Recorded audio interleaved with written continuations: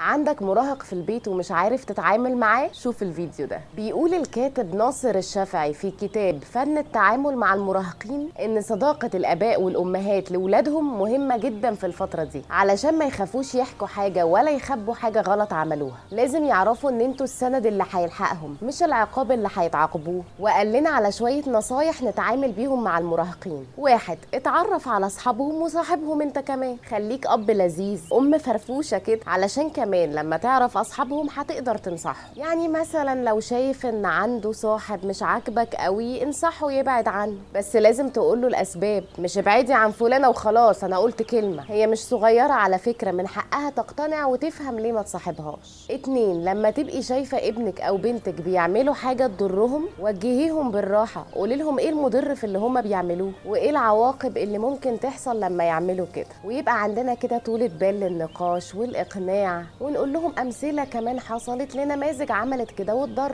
رقم 3. احيانا المراهقين بيتكسفوا من تطور جسمهم، فلازم نفهمهم ان ده عادي. امال مين هيفهمهم يعني؟ ولو محتاجين مساعدة ان هم يختاروا لبس ليهم نساعدهم، بس ما نجبرهمش على حاجة، ذوقهم وهم حرين فيه. احنا دورنا نوجه وننصح لما يكون في حاجة مش مظبوطة، انما بقى اللون والشكل والطريقة دي موضة. خليهم هم يختاروا عشان يبقى ليهم رأي وشخصية في المستقبل. 4. لازم نشارك المراهقين في قرارات تخصهم. يعني لو رايحين المصيف اسألوهم تحبوا نروح فين، مين يبقى معانا، نخرج فين في الويك اند. ده بيخلي في حوار لطيف ما بينكم بعيدا عن التوجيهات والنصح بتوع طول الوقت.